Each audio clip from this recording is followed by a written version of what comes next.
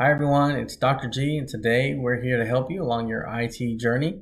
And we're going to be discussing feeling like a poser at times. Not that anyone's ever called you that or me that I know of, but it's dealing with that feeling of the imposter syndrome in IT and perhaps at different points in time throughout your career.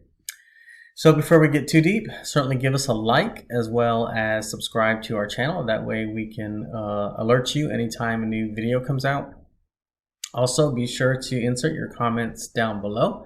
Let us know what you like, what you don't like, and most importantly, really what you want to hear more of. That way we can adjust our content for you. And, as we're here to serve you, and, we can do that best by hearing from you directly. So also go over and join our village. So you'll see a link for what we're calling the IT village down below as well. And what that is, it's a community of individuals such as yourself on a platform that is apropos for today's topic regarding imposter syndrome. Because, getting through life, getting through anything else, your career means finding those peers and friendships along the ways. Maybe you just have a question that you don't want to ask here on YouTube, but you feel more comfortable elsewhere. That would be the place. So it's a perfect situation for today's topic, which is dealing with the imposter syndrome. So I've read up on on imposter syndrome from a research perspective. And what I looked at was a meta-analysis recently published in the last year by several professors. And what they did is a meta-analysis is kind of research about research. They went back and looked at a lot of the existing public publications and research from past researchers since the 1960s, and essentially summarized everything about this topic called the imposter syndrome. Now, it didn't specifically relate to IT, but it does relate to what you may be feeling, especially in the corporate environment, work environment, etc. My piece here will be, where IT comes in and kind of what I have felt over time and ways I've dealt with things. So right away, I put these feelings here in no particular order because that's kind of how it starts. This is really a issue that a lot of high achievers feel. And it's because we generally don't know how to internalize accomplishments. Sometimes we feel like we didn't deserve them. Sometimes we feel like maybe you lucked into it and you're skirting along the way in your career, just kind of getting lucky. And at times, I can tell you, I have certainly felt that. So, it's been something that I'm familiar as well.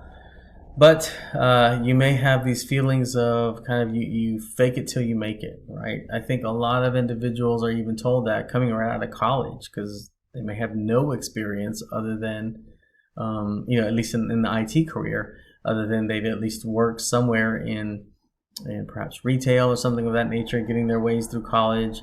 But, they may be told to fake it till you make it. And sometimes that never leaves with you. Kind of more along the research lines goes that minorities tend to have this feeling as well, whether it's, Asian, Black, Hispanic, over time. And it could be because of various variables. But a lot of it certainly does come down to, what our experiences are and what they're not as well. And, we see the imposter syndrome also come into play in anytime we're in a more of a remote environment. We don't have a lot of human touch as well. So you could be drudging along, not sure if you're doing something right. You don't have a lot of either support or maybe nobody saying, yeah, you are doing this right, and no, you're not. So there's that anxiety that comes with it, right? Even depression. In some cases, you may be ready to quit your job. Or opposite, prevents you, these feelings that you're having may prevent you from applying for a job that you think you'd really like, but you're just too afraid because of the imposter syndrome. Now, that being said, these feelings you're feeling, they're normal. No one can tell you don't feel that way. I have felt them surely before, as have other notable individuals out in the public eye who have been willing to actually admit to it. And we certainly see mental health being a topic that is more acceptance, and we're tackling more in every facet, every industry, which is a great thing because we certainly need it. IT is no exception. So these feelings are normal. I'm certainly not here to say they're abnormal. It just depends on who you are, what you're going through. So you've heard a little bit from a research perspective. You are hearing that others like you feel this, and others who have succeeded at really high levels. I mean, to the point of even Albert Einstein has felt some of these feelings before, and it's been well noted about getting too much recognition for what kind of work you do. So all of these feelings are there. There is no psychiatric diagnosis regarding imposter syndrome, at least that I have read up upon. So clinically, there isn't a lot of agreement on how this can be treated. So these feelings of you being in over your head, may stay until either the event passes, whatever it is you're worried about, or you actually begin to treat it. And so what you're hearing from me is, how do I treat this myself, right? In IT, before we get to treatment plans, this can happen really in any industry, not just IT. There's plenty of places where someone can be made or exposed, so to speak, verbally. And what I have found and what I've read, really, this is less about what other people are saying about you or even what they're thinking about you, and it's more about what you're thinking about yourself. So from an outside world perspective, there isn't a lot of control that can be done for you, hence no treatment. But from an internal perspective, right, your own feelings, your own ways to cope with imposter syndrome is really what we're here for. So hopefully, at least up to this point, you've heard that this is normal. It's not something that can be diagnosed. It certainly exists in IT, and a lot of it just can because of the complexity of the IT world, and you jumping into a job, not really knowing, for example, the software, not knowing the process, not knowing the people. All of these can be triggers for what you're feeling and what you're about to feel, what you felt before. I have felt it many times, and this is even after, high accomplishments of not just finishing a doctorate degree, but even being recognized in publications for some of my work. And the more accolades you receive, sometimes the more you begin to feel, wow, why am I getting this kind of stuff? Because I just I wasn't really looking for an accolade, and whatever's next around the horizon, I don't know what it is, and I may not know how to deal with it. And then come on all these feelings, right? So it's like a cycle. So how do we combat imposter syndrome to kind of stop the cycle in its tracks? Not to say that it won't ever come back, but let's see what we have. So what I'm reading from a research perspective is that really we just have to talk about it. There's that saying, right? If I want expert advice, then I'll seek counsel from myself. And that's basically saying I'll talk to myself about it, right? And we all do that. We internalize our thoughts. We have that inner voice, and that's a start, right? Is to convince yourself that you're not an imposter. You need to internalize some of your accomplishments, whether they be public recognition or not. But if you finished a task, finished a job, right, feel good about that. And that's one way to tell yourself, I am better than maybe what I'm thinking about myself at the moment. So one way I also like to cope with it in IT especially is to go out and talk to people. And this did not happen overnight. I mean, I was very much, especially right out of college, my first several years, kind of the introvert, didn't really want a lot of attention, didn't want to be spoken to, didn't want to speak up in meetings. Over time, and I mean a lot of time, that's changed.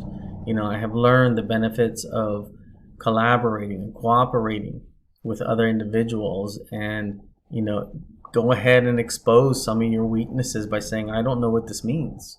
I don't know how that process is supposed to work. Can you explain it to me? I'm not sure how to design this system. Can you help me? Right. So just getting some answers to questions that are lingering in your head, those questions are the ones that are making you feel the way you feel, are some relatively simple tactics if you're willing to get that internal feeling and externalize it by talking with other individuals with simple question and answers to get some answers that can help you feel better about whatever it is you're thinking or whatever is troubling you. So, those are kind of looking at the experts for help questions. What about just, day to day, I want to talk to a friend, a best friend? Absolutely, right? We know that when it comes to peers and mentors, especially in the work environment, a lot of times they're just assigned to us, right? You get on a team and you've inherited, 15 people now on your team. You may not be the leader, you're one of them. And your boss assigns you one of those 15 as a mentor, right? The reality, the real world knows that, and that is part of the real world, is that, we tend to gravitate towards those who we we trust, and we know, and not necessarily in that order, but that's how real mentorship and peer interaction begins. And so once you get that feeling of having at least one person to talk to, off-site, so to speak, that can also help, because at least that person will help you get through what you need to say, what you're thinking. And maybe, again, they won't have a treatment for you because there isn't necessarily a treatment. A lot of this just has to come out of you, and hopefully they'll help you believe in yourself more so over time, right?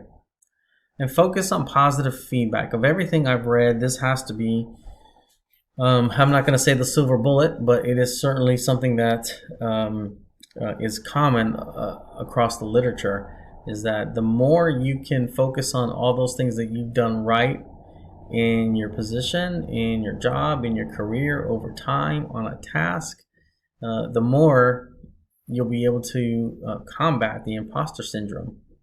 And especially in the IT world, where there may be someone in the external world who's not taking your ideas under consideration. And that's going to happen. But the best you can do is to utilize all of these methods, if you will, to help you as you progress throughout your career. So I hope that's been helpful. Again, leave us comments below. Tell us what you liked about this, and anything you're dealing with that we can help you with. Leave those comments as well. And we'll go over to the IT Village. If not, if you don't feel comfortable here on YouTube, then in our videos, then tell us over there in the IT Village. So we will see you in the next video. As a reminder, click the like button, leave us your comments, let us know what you'd like to hear more of. Also, click the subscribe button and the bell button so that you're immediately alerted anytime a new video is published.